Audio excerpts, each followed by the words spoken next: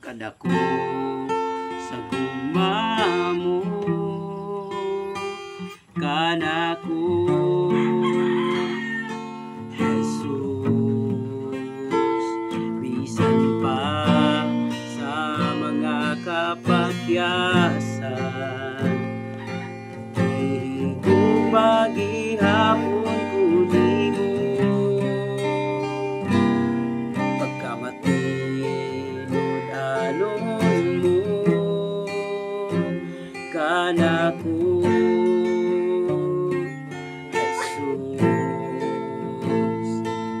Sa panahon sa akong kalisdanan, ikaw ang Diyos nga mitabang kanako.